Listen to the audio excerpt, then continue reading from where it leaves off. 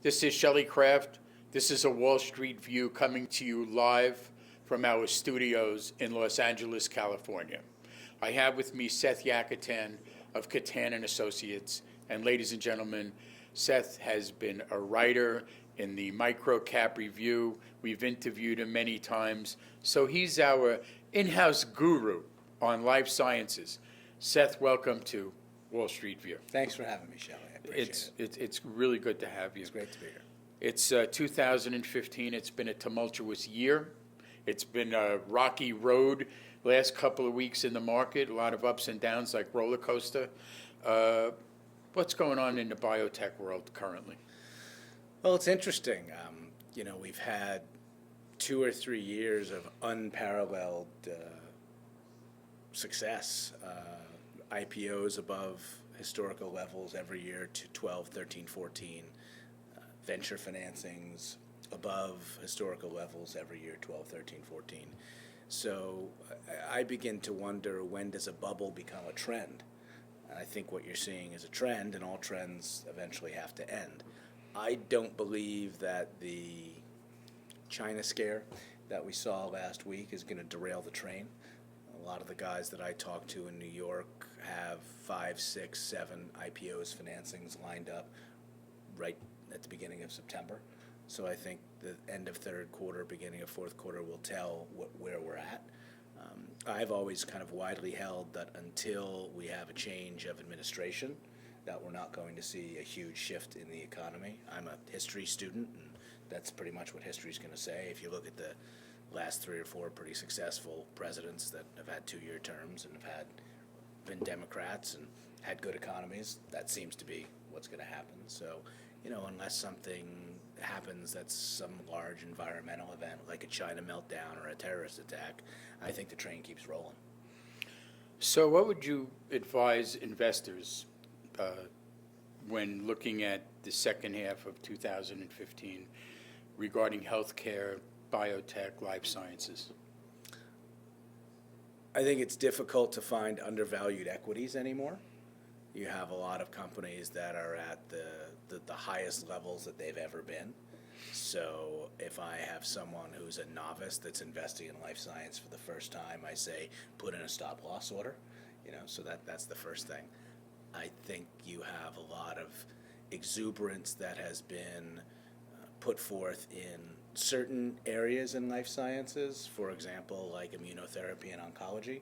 If you have anything that is like that, and I've said this before, 3 years ago you couldn't get an appointment for them.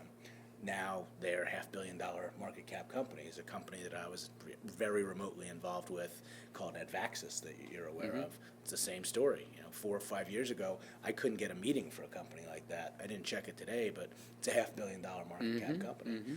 And that's just one of several examples that you could point out.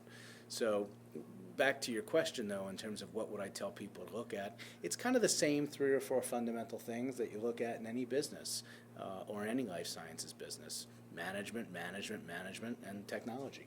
That's pretty much what it comes down to. We've interviewed other people during the year, and especially in the world of professional investing, you see that there's somewhat of a departure. The category of life sciences is kind of pigeonholed over here, and they are looking at other companies, so to speak, and other sectors that have revenues and earnings.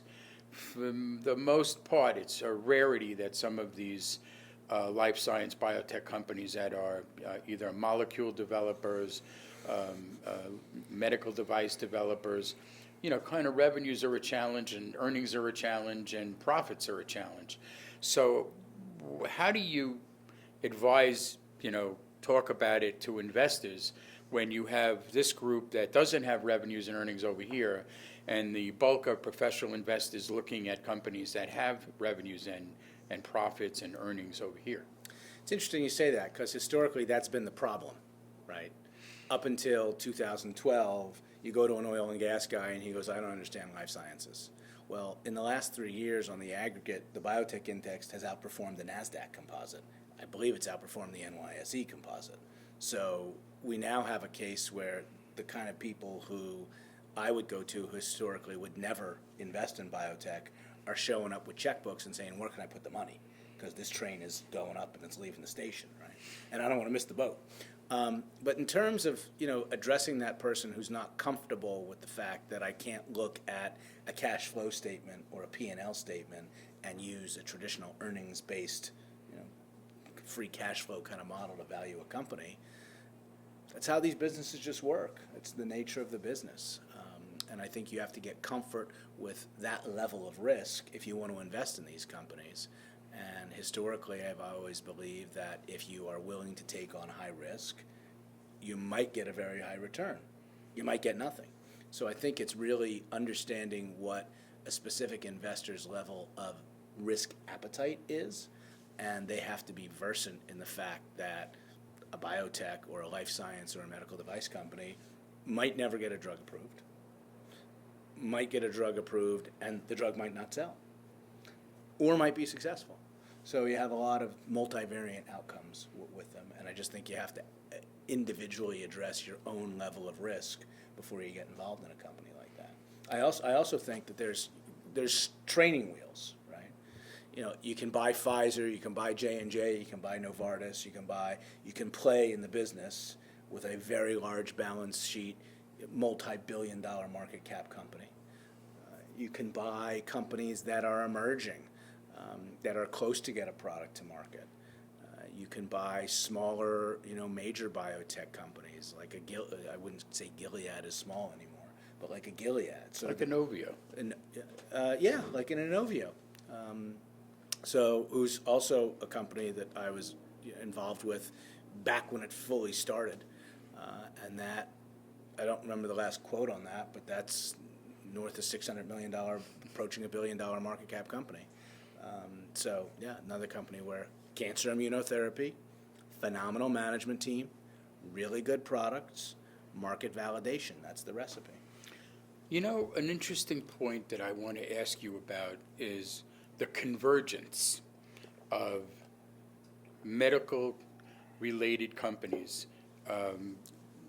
the entire healthcare gamut, the convergence of technology and medicine. I think that kind of looks to me like it's a enormous growth area in the future. What do you feel? It has to be. Scares the heck out of me, to be quite honest with you. It scares the living daylights out of me. But it's where it's going to go. So I remember sitting at my desk in downtown Los Angeles at Union Bank in 1994 with a compact disc player and a cellular phone and a pager and an electronic day organizer. Now it's called an iPhone, right? You as a kid, you're not that old, but as a kid, you remember Dick Tracy. Now we got Dick Tracy, right? It's where it's going to go. Whether it's 50 years from now or 100 years from now, some genius is going to figure out, either good, bad, or indifferent, how to implant a chip into a person. It's going to happen. So if you look at where we talked about this earlier, if you look at where tech goes, you have Facebook, which is like a hot air balloon, right? And you look at where life science goes, I think at some point those kind of converge and they effectively become the same thing. I think I'd be remiss if I didn't ask you this question. Medical marijuana. Where does that fit in the gamut of new products coming to market? Spent a lot of time looking at that sector. Have a lot of people who want to put money in the sector. Could spend 6 hours talking about it. If you want to play it from a public equity perspective, there's 2 U.S. listed companies that are the bellwethers. One's called GW Pharmaceuticals, great company, $2.5 billion market cap. Disclaimer: I own the stock. Second company, which is called Insys Pharmaceuticals, great company, $1.2 billion market cap. Disclaimer: I own the stock. Note trend. So I think that there are a couple of different ways to play that market. Where I think the opportunity is, and this is my next company, Note Trend, is that there's a huge recreational market for the product. And where the problem comes is that making that traditionally pharmaceutical is challenging. Why? First of all, it's not legal at a federal level. Second of all, because you're using a plant as the active, you don't have the same kind of pharmacodynamic pharmacovigilance that you would have even for a branded consumer product like a Tylenol. Consistency.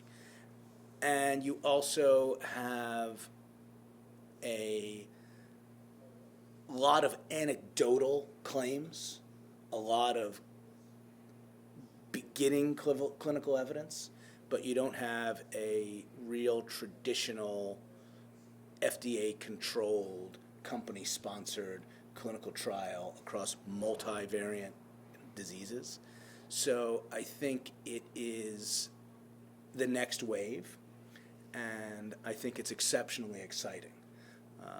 I personally have chosen to try to find business methodologies that avoid physically touching the plant, because once you physically touch the plant, and that's where people are really irrationally exuberant about, you start to get into federal issues. You can do it very effectively on a state level. So I have a lot of investors that have funded grow houses in the state of California, in the state of Washington, offshore. I was approached by several people that won licenses in Massachusetts and New York to help fund them. I think so there's a lot of opportunity there depending upon where your comfort is to play. I think where the big winner, the biggest winner in that business, is somebody who figures out how to take the consumer product, recreational use product, and frame it in the context of pharmaceuticals. If you can figure out how to make the product, medical marijuana, into an FDA-regulated product, if you can cross that bridge, and I think there's a lot of ways to cross it, I think that's going to be where the next Mark Zuckerberg is going to come from, quite honestly. So Seth, last word in biotech life sciences. I'm not sure that I have one. Yeah, I'm probably Well, good. It's always good to have you on. Good to be here. I appreciate it. Thanks for the opportunity. Let's give out a website for Katan Associates. www.katanassociates.com. Ladies and gentlemen, Seth Yakatan, Katan Associates. I'm Shelley Kraft. This is Wall Street View with Shelley Kraft. We're coming to you from our studios in Los Angeles. Thanks for coming on. Good seeing you. Thanks.